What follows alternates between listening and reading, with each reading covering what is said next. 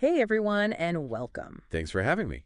Today we're doing something a little different. Oh, yeah. Yeah, we're going to be taking a deep dive into the work of Anthony de Mello. Okay. Now, de Mello, he was a spiritual teacher and writer, kind of known for his very insightful and often humorous talks. Yeah, he's great. Have you read any of his work? I have. I really enjoy his straightforward approach. Yeah.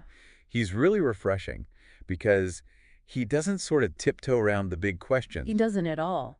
about happiness, love, even reality itself. Right. And he really challenges you to examine your own assumptions about life. And he does it in such a funny way. I know, right? Like, he's really funny, He is. which is great. He doesn't take himself too seriously, No, not at all. but he's still getting at these really deep questions. Exactly. And he uses humor in a way to highlight our own human quirks. Yeah. Like, he's really good at that. Yeah, our tendencies to overcomplicate things. Yeah, exactly. So from the excerpts that we had you read, what were some of de Mello's key takeaways that you think are really important? Well, one of the most powerful ideas, and he states it pretty bluntly, Sure. is that the unaware life is not worth living. Wow. He argues that most of us are essentially sleepwalking through life, Okay. trapped by our conditioning, trapped by these illusions that we create for ourselves. So he doesn't sugarcoat it. No, he doesn't. He's like, hey. Wake up.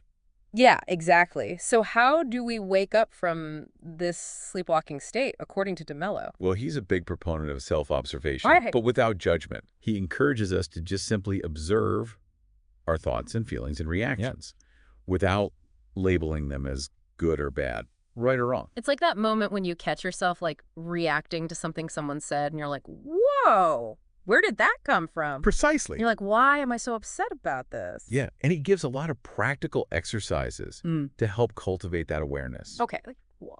One that he suggests is to actually visualize yourself in your own coffin. Whoa. Okay, that's intense. It is intense, Yeah. but it's meant to be because it forces you to confront your own mortality, Right. which he argues can be a very powerful catalyst for waking up to the preciousness of life. Yeah, that makes sense. If we're not living consciously, Right. if we're not truly present and engaged with life, then what's the point? That actually reminds me of his point about suffering being a sign that we're asleep. Yes, Can you elaborate on that a little bit? absolutely. So de Mello believes that a lot of our suffering is actually self-created, Okay. that it's not necessarily caused by external circumstances, but by our reactions to them, by the stories we tell ourselves about them. So it's not the situation itself, it's our sort of interpretation of it or our attachment to a certain outcome. Exactly. He uses this great analogy of rain washing out a picnic. Okay. He says the rain itself isn't inherently bad or good, Right. but if we're clinging to this idea of a perfect sunny picnic, then we set ourselves up for disappointment. Right. It's our attachment to it going a certain way, Yes. to our expectations. That creates that negative feeling, not the rain itself. Right. And de Mello would argue that true freedom comes from letting go of those attachments. Okay. He even goes so far as to say that no one has the power to make you unhappy. That's a bold statement. It is. Because surely people can do things that make us unhappy, right? Of course. Yeah. But what de Mello's getting at Yeah. is that it's not their actions that determine our happiness, Yeah. but our attachment to certain outcomes, to things being a certain way. So really, he's talking about attachments when he says that, Yes, which is interesting because that is another major theme in his work. absolutely. So when we say attachments, what exactly do we mean? What is he referring to? He's referring to anything that we cling to Okay. with the belief that we need it to be happy. Okay. So it could be material possessions. Like in his famous example of the man who was so attached to his Rolls Royce Oh, that he wouldn't let anyone touch it. He wouldn't even let anyone wash it. He Yeah. was so worried about it getting scratched. Exactly. Yeah. But attachments can also be more abstract things, What? our relationships, our status approval from others.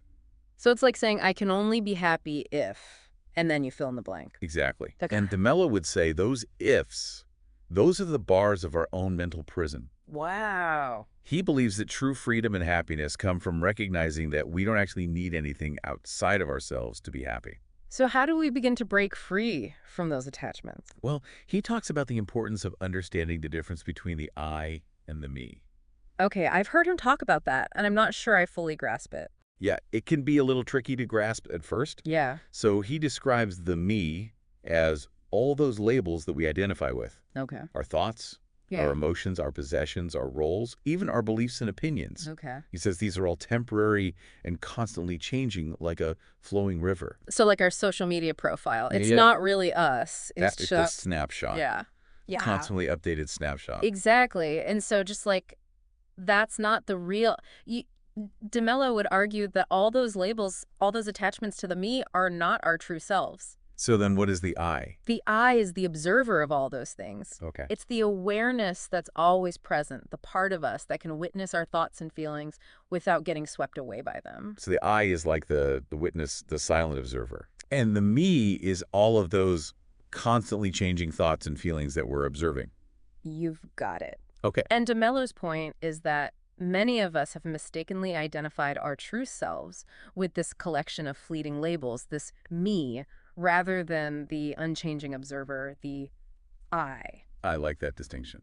Yeah, it's a really important distinction, and I think a lot of people, myself included, could benefit from thinking about it a little bit more.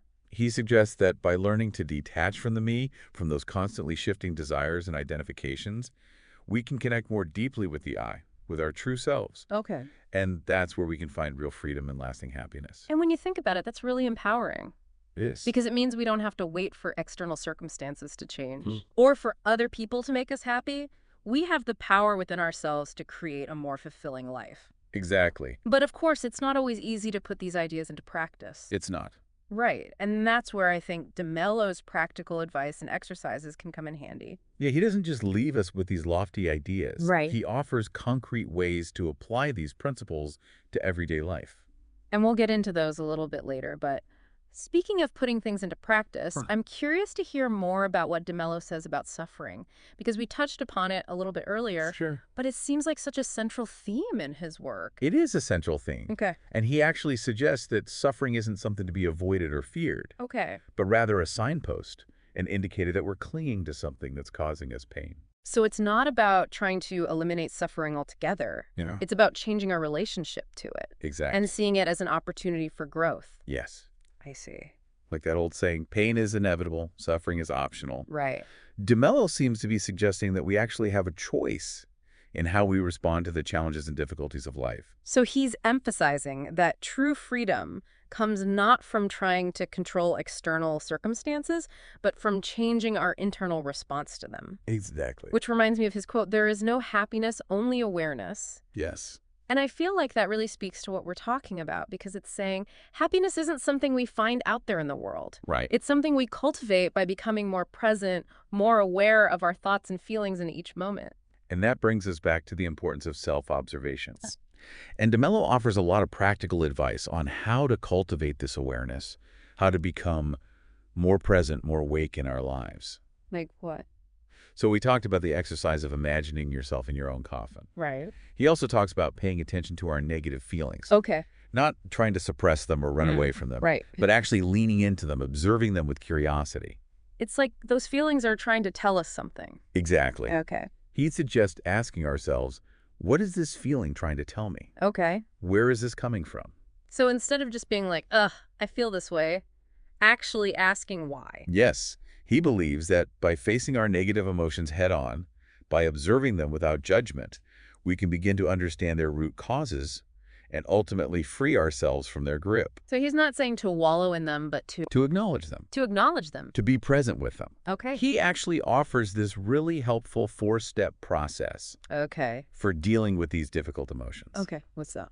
So first, you simply become aware of the feeling. You notice it without judgment. Okay. Then you acknowledge that the feeling is in you. Okay. It's not caused by some external factor. Right. So it's not because this person said this or did this. It's because I'm choosing to feel this. Right. It's about taking ownership of your experience. Okay. The third step is to avoid identifying with the feeling. Oh. So don't say, I am angry. Okay. Say, there is anger. Okay. That's a subtle but important distinction. It is. Yeah. And then finally, just allow the feeling to be there without resisting it. So it's about changing our relationship to those negative emotions, not letting them control us, but almost like becoming the observer of them. You got it. Okay. It reminds me of that beautiful metaphor of the ocean and the waves. Okay. Our emotions are like the waves. Okay. They come and they go. Right.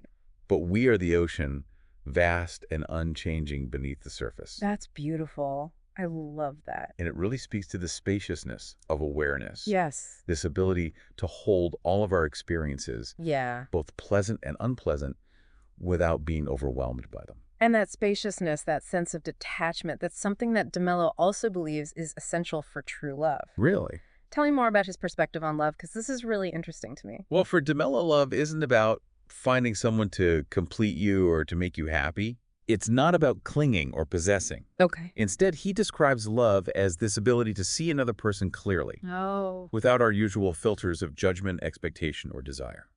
So seeing someone fully for who they truly are, not for who we want them to be. Exactly. Wow. And he argues that this kind of love can only arise from a place of inner freedom, from a place of already feeling whole and complete within ourselves. That makes sense. He suggests that when we try to fill a void within ourselves with love from another person, we end up creating more suffering for ourselves and for them. It's like we're trying to draw water from an empty well. It's a powerful image. It is. And DeMello would say that true love is like a spring that wells up from within and then overflows Okay. into our relationships and interactions with others. And he also emphasizes that this kind of love requires aloneness. Which seems counterintuitive, doesn't it? It does, because I think a lot of people, when they think of love, they think of connection, togetherness. Togetherness. So what does he mean by aloneness?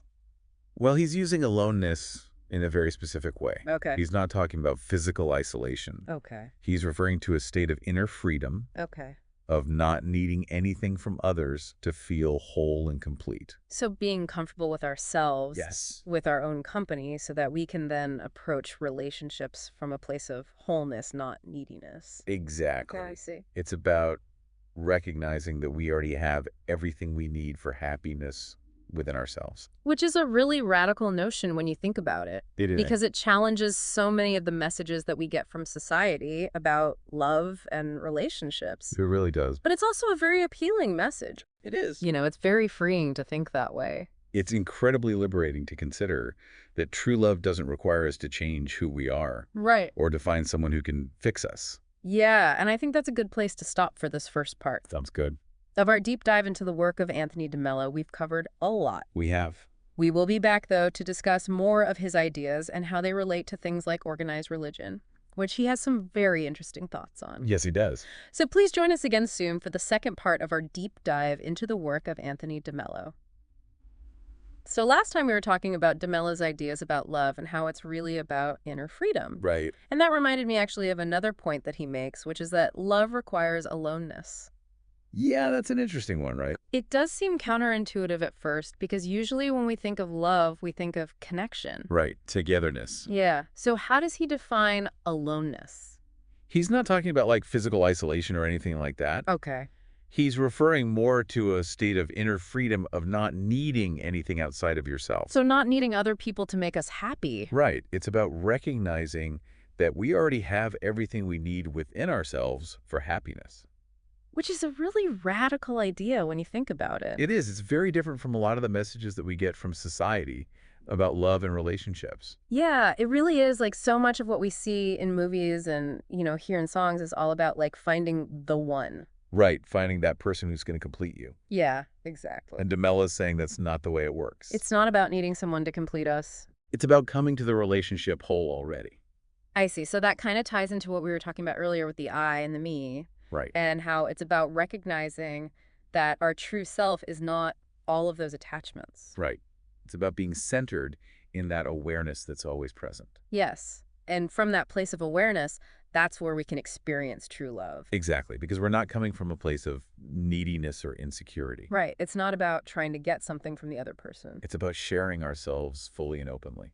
And that takes a lot of courage, I would imagine. It does. It takes courage to be vulnerable. Yeah, to really let someone see us for who we are. And to accept them for who they are without trying to change them. And I think that's where DeMello's emphasis on seeing things as they are comes into play. Absolutely. He talks about how we often miss out on the beauty and the richness of life because we're so busy trying to fit it into our own narrow perceptions of how it should be. It's like we have these preconceived ideas about how things are supposed to be, and then when they don't meet our expectations, we suffer. Right. And DeMello would say that a lot of that suffering is optional. So it's about choosing to see things differently, To approach life with a sense of openness and acceptance, Exactly. It's about recognizing that reality is always unfolding perfectly as it is, even when it's messy and chaotic. especially when it's messy and chaotic. Because that's just part of Right, life. it's all part of the dance. And DeMello would argue that the more we can embrace the dance, the more joy we'll experience. Exactly. He's all about embracing the fullness of life, the good, the bad, and everything in between.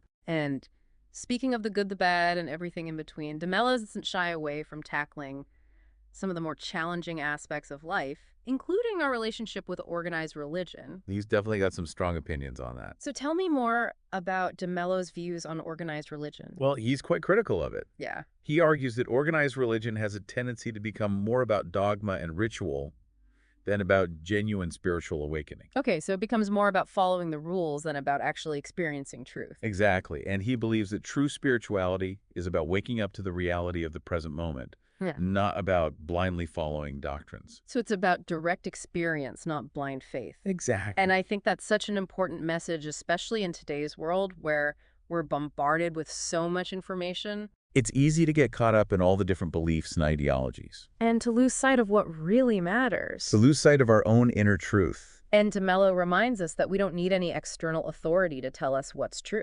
Right. We have the answers within ourselves. We just need to learn how to access them. Through self-observation, through stillness, through cultivating that inner awareness, And through questioning. absolutely questioning everything. Yeah, even our most cherished beliefs. Especially our most cherished beliefs, because that's often where our biggest blind spots lie. Right, because if we're not willing to question our beliefs, then we're essentially saying that we're not open to learning and growing. Exactly. And DeMello would say that that's the antithesis of spiritual awakening. Spiritual awakening is all about being open to new possibilities. To constantly expanding our understanding of ourselves and the world. And that's a lifelong journey. It is a lifelong journey, and it's one that we can all embark on, regardless of our background or beliefs. Yeah, you don't have to be a monk or a nun to experience true awakening. Exactly. DeMello's teachings are for everyone. And that's what makes them so powerful. He's speaking to something that's universal. The human desire for freedom, for happiness, for truth. And he's offering a path to those things. A path that's based on self-discovery and self-awareness. A path that's available to all of us Right here, right now. So we were talking about DeMello's critique of organized religion. Yeah, his point is that it can become more about like the rules and the rituals. Right, like it loses the spirit. Exactly. It's like people clinging to the letter of the law, but missing the whole point. And he uses that great analogy of the man who discovers fire. Oh yeah, tell me that one again. So this man finds fire, right? And he's so excited. He goes around to all these different tribes to share it with them. Okay. And at first, they're amazed. They're so grateful for this incredible gift. Right, because fire would have been life-changing. Exactly. But then the priests of these tribes, they start to get a little uneasy. Why? Well, they see this man's popularity as a threat to their authority. Oh, I see. So they end up killing him. No way. That's awful. It is, but it gets worse. Really? How so? After they kill him, they commission a portrait of him. Okay. And they put it up on the altar of their temple. Wow. Talk about hypocrisy, right? Right. It's like they're trying to control the fire to contain its power instead of letting it burn freely. It's such a powerful metaphor for what can happen when we let dogma and institutions overshadow genuine spiritual experience. It's like they're worshiping the idea of the man who brought them fire, but they're not actually living by the principles he embodied. Exactly. And I think that's what DeMello is urging us to do, to not just blindly follow any authority, but to seek truth for ourselves. To have our own direct experience. Exactly. And to be willing to question everything. Even our most cherished beliefs. Especially those, because sometimes our beliefs can become like blinders that prevent us from seeing things clearly. And DeMello would argue that true spiritual awakening requires us to be willing to take off those blinders. To see the world with fresh eyes. Like that example he gives of the man traveling through the Himalayas. Oh yeah, what was that one again? So this man, he's obsessed with reaching India, right? That's his goal. Okay. But the thing is, he's already in the Himalayas. He's surrounded by this incredible beauty. He's missing the point. Totally. He's so fixated on this idea of India, this concept in his mind, that he's completely missing the reality that's right in front of him. It's like he's looking for something that's already there. Exactly. And it's only when he finally lets go of that label, that attachment to a concept, that he's able to fully experience the present moment. to appreciate the beauty that's all around him. And that's what DeMello is trying to show us, that so much of our suffering comes from clinging to our ideas about how things should be. From our attachments to labels and concepts. And that true freedom comes from letting go of those attachments. From seeing things as they are without the filters of our own minds. Without those preconceived notions. Exactly. And to be honest, that can be really challenging. It is challenging. Like, we have to be willing to step outside of our comfort zones, to question everything we thought we knew about ourselves and the world. Because sometimes what we believe to be true is actually just a projection of our own fears and insecurities. And those beliefs can keep us trapped in cycles of suffering. But the good news is that we have the power to break free from those cycles. By waking up to reality. By becoming more conscious, by cultivating that inner awareness that DeMello talks about. And he gives us so many practical tools to do that. He does. He really does. Like the importance of self-observation, of questioning our thoughts and beliefs, of facing our fears. And he reminds us that it's a process. It's not something that happens overnight. Right. It's a journey of self-discovery. A lifelong adventure. And the rewards are immeasurable. Greater freedom, greater happiness, a deeper sense of purpose and meaning. And that's ultimately what DeMello's message is all about. It's about waking up to the fullness of who we truly are. And realizing that we already have everything we need for true happiness within us. Right here, right now. It's a powerful message. It is, and it's one that I think we can all benefit from hearing. Absolutely. Well, thank you so much for joining me on this deep dive into the work of Anthony DeMello. It's been my pleasure. We've covered a lot of ground today, and I know I'm going to be thinking about these ideas for a long time to come. Me too. He's definitely given us a lot to chew on. He has, but in a good way. In a really good way. So for those of you listening, thank you for joining us on this journey, and we hope you'll continue to explore DeMello's work for yourself. It's definitely worth the dive. It really is. Until next time, keep diving deep.